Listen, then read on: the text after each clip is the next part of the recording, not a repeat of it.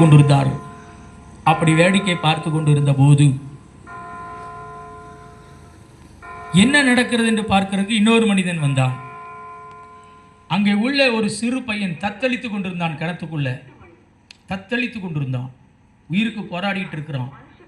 மேலே இருக்கிற ஆட்கள்லாம் சொன்னாங்க, உன் கையை இப்படி அடிச்சின்னா நீ நல்லா நீச்சல் அடிச்சிடலாம். இன்னொருத்தன் சொன்னான், அங்கே பக்கத்தில் இருக்கிற அந்த இதையாவது பிடிச்சிக்க, நீ உள்ளே போயிடுவ.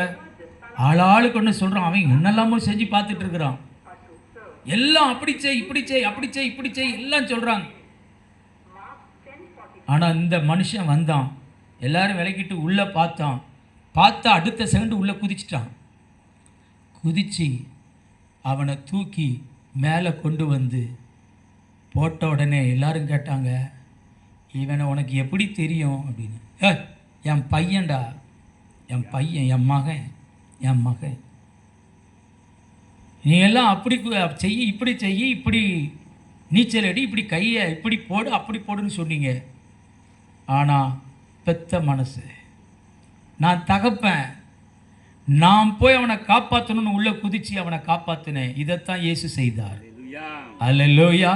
இதைத்தான் இயேசு செய்தார். எல்லாம் நல்ல வழியை காட்டுற மாதிரி இருக்கும். அப்படி செய்யுங்க, இப்படி செய்யுங்கன்னு ஆளாளுக்கு புக்கு போட்டுருவாங்க. 100 வயது வரைக்கும் வாழ்வது எப்படி சொல்லிட்டு அவன் 50 வயசில் செத்து போயிடுவான். கூந்தல் வளர்வது எப்படி அப்படின்னு சொல்லி வழுக்கத்தலையன் ஒருத்தன் என்ன செஞ்சான், எல்லாருக்கும் மருந்து விற்றுக்கிட்டு வந்தான். அப்படியே எண்ணெய் விற்றுட்டு வந்தான். ஆனால் அவனுக்கு ஒரு முடியும் கிடையாது. கூந்தல் வளர்வது எப்படி, நோய் இல்லாமல் வாழ்வது எப்படி, அப்படி ஒரு புக்கு போட்டிருப்பான். ஆனால் 1008 நோய் அவன்கிட்ட இருக்கு. ஆனால் இயேசு அப்படி கிடையாது. அப்படி செய், இப்படி செய் நீ சொல்லிட்டு இருக்கிறவர் அல்ல. அவர் என்ன சொன்னாரோ அதை செய்வார். அல்லேலூயா. ஆகவே உலக காரியங்கள் எல்லாம், உலகத்தின் எத்தனையோ காரியங்கள் இருக்கிறது. நிறைய வழிகாட்டுறதுக்கு நிறைய ஆட்கள் இருக்கிறாங்க. ஆனால் இயேசு காட்டுகிற வழியில போனாதான் பரலோகம் போக முடியும். அல்லேலூயா. இயேசு காட்டுகிற வழியில போனாதான் நமக்கு பரலோகம். அப்ப இயேசு மட்டுமே பாவத்திலிருந்து விடுதலை தருகிற தெய்வம். அல்லேலூயா. ஆண்டவருடைய நாமத்திற்கு மகிமை உண்டாகட்டும். இந்த இயேசு நமக்கு ஒரு தருணத்தை இன்னைக்கு தந்திருக்கிறார். எல்லா நேரமும் இப்படி கிடைக்காது. எல்லா நேரமும் இந்த சான்ஸ் கிடைக்காது. அல்லேலூயா. இந்த தருணம் நமக்கு கிடைக்காது. நோவா காலத்திலே 120 வருடம் கொடுத்திருந்தார். தருணம் நோவா காலத்திலே கடைசியிலே 7 நாள் கொடுத்திருந்தார். இன்னும் 7 நாள் மழை பெய்யும் சொல்லியிருந்தார் நோவாவுக்கு. பின்பு மனிதனுக்கு ஆயுசின் வருஷங்கள் 70, பலத்தின் மிகுதி 80. அந்த 70லிருந்து 80 வரைக்கும் தான். அது வரைக்கும் மனுஷனுக்கு ஒரு டைம் கொடுத்துட்டார். உனக்கு 70 இல்லைன்னா 80. அதுக்கப்புறம் கொஞ்சம் கஷ்டமாக தான் நிறைய பேர் வாழ்ந்துட்டு இருக்கிறாங்க. இதுக்குள்ள ஆண்டவரை ஏற்றுக்கொள்ளணும் அப்படின்னு கொடுத்துருந்தார். அப்புறம் எனக்கு அருமையான வேதத்தில் இது எல்லாருக்கும் சாத்தியப்படலை. இஸ்ரவேல் ஜனங்களுக்கு கர்த்தர் கொடுத்த தருணம் எவ்வளவு நேரம் தெரியுமா? வாசிக்கலாம். யாத்ராகமத்தின் புஸ்தகம் 12ஆம் அதிகாரம் 42வது வசனம். யாத்ராகமம் 12ஆம் அதிகாரம் 42ஆம் வசனம்.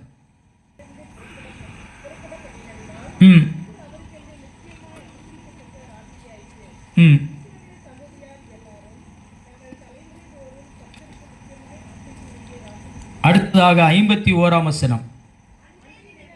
அன்றைய தினமே கர்த்தர் இஸ்ரவேல் புத்திரரை அணி அணியாய் எகிப்து தேசத்திலிருந்து புறப்பட பண்ணினார். அன்றைய தினமே என்று நம்ம பார்க்கிறோம். பக்கம் 85. வேதம் சொல்கிறது, ஒரு நாள் இரவிலே நீங்கள் 400 வருஷம் அடிமைத்தனத்திலிருந்து வெளியே வர போறீங்க. ஒரே நாள் இரவில். ஆனால் நீங்கள் என்ன செய்யணும்? பஸ்கா ஆட்டுக்குட்டியை அடிக்கணும். அந்த ஆட்டுக்குட்டியின் இரத்தத்தை எடுத்து வாசல் நிலைக்காலில் பூசணும். நீங்களும் அதை சாப்பிட்டுட்டு நீங்கள் கிளம்பணுங்கிறத ஆண்டவர் சொல்லியிருந்தார். நோவா காலத்து மக்கள், அவர்களுக்கு கையிலே வேதம் இல்லை. ஆனால் அவர்களுக்கு 120 ஆண்டுகள் கொடுத்தார். மிருகங்களுக்கு 7 நாள் கொடுத்தார். அதற்கு பின்பு தன்னுடைய சொந்த ஜனமாகிய இஸ்ரவேல் ஜனத்துக்கோ ரொம்ப நாள் கொடுக்கல. ஒரே நாள் ஒரே நாள், இன்னைக்கு நீ பஸ்கா ஆட்டுக்குட்டியின் ரத்தத்தை அடிக்கலைன்னா நைட்டு உனக்கு சாவுதான்ட்டாரு. எவம்லாம் அதில் வைக்கலையோ அவன் குடும்பத்தில் சாவு வரும் அப்படின்ட்டார். ஒரே நாள், ஒரு நாள் தான் தருணம் தந்தார். அந்த ஒரு நாளில் எல்லா இஸ்ரவேல் ஜனங்களும் உஷாராகி அவங்கவுங்க வீடுகளில் ரத்தம் பூசிட்டாங்க. ஒரு அலையில சொல்லுவோம். தேவனை அறிந்த பிள்ளைகளுக்கு, சின்ன வயசுலேருந்தே பைபிளை அறிந்தவர்களுக்கு ரொம்ப நாள் சான்ஸ் கொடுக்க மாட்டார். ஞாபகம் வச்சுக்கிடணும். அல்லேலூயா. இப்படியே நடந்து போகாது. திடீர்னு ஒரு நாள் உங்களுக்கு கொடுக்கப்பட்ட தருணம் நிறுத்தப்படும். கிருபையின் காலம் இது. இது நியாயப்பிரமாண காலமோ, மனசாட்சியின் காலமோ, மனுஷ ஆளுகையின் காலமோ அல்லது ஆமென் அப்படிப்பட்டதான அந்த பழைய ஏற்பாட்டு காலம் அல்ல. இது கிருபையின் காலம். ஆனால் இந்த கிருபை எப்படி முடியும், எப்போது முடியும் யாருக்கு தெரியாது. இன்று இயேசு வந்தால் இன்றோடு முடிந்துவிடும். அல்லேலூயா. ஆகவே இஸ்ரவேல் ஜனத்துக்கு கர்த்தர் கொடுத்த நாள் ஒரே ஒரு நாள். அன்றைய தினமே அவர்கள் அணியாக புறப்பட்டார்கள். ஆனால் இது எல்லாருக்கும் அப்படி அல்ல. இது வித்தியாசப்படும். சிலுவையில் அறையப்பட்ட கள்ளனுக்கு கர்த்தர் கொடுத்த நேரம் ஒரு நாள் அல்ல, சில மணி நேரமே. சில மணி துளிகளோ சில நிமிடங்களோ தான். ஒரு சான்ஸ் கொடுக்கிறார். இரட்சகர் பக்கத்தில் தொங்கிக் கொண்டிருக்கிறார். உயிர் ஊசலாடுகிற கடைசி மணி நேரத்திலே ஜீவனுள்ள தேவனாம் இயேசுவை சொந்த இரட்சகராக ஏற்றுக்கொண்டதினாலே இயேசு சொன்னார், அவன் இன்றைக்கு நீ என்னோடு கூட பரதீசில் இருப்பாய். அல்லேலூயா. கேட்டுக்கொண்டிருக்கிற அருமையான கர்த்தருடைய பிள்ளைகளே, சிலருக்கு ஆயுசு வரைக்கும் கொடுக்கிறாரு. சிலருக்கு 7 நாள் தான், சிலருக்கு ஒரே நாள் தான், சிலருக்கு ஒரு சில நிமிடம் தான். நீங்க எதுல இருக்கீங்கன்னு எனக்கு தெரியாது. உங்க காரியத்தை பத்தி எனக்கு தெரியாது. ஆனா பரலோகத்தில் இருக்கிற தேவனுக்கு தெரியும். இது உங்களுக்கு கொடுக்கப்பட்ட சந்தர்ப்பம். அல்லேலூயா. இது உங்களுக்கு கொடுக்கப்பட்ட தருணம். ஆமா, நான் கேட்டுட்டு தான் இருக்கேன். வீட்டில இருந்து கேளுங்க. வருகைக்கு ஆயத்தப்படுங்க. அல்லேலூயா. கர்த்தருடைய பரிசுத்த நாமத்திற்கே மகிமை உண்டாவதாக. ஆகவே தருணத்தை கொடுக்கிற ஆண்டவர் எல்லாருக்கும் ஒன்று போல் தருணத்தை கொடுப்பதில்லை. எல்லாருக்கும் ஒன்று போல் தருணத்தை கொடுப்பதில்லை.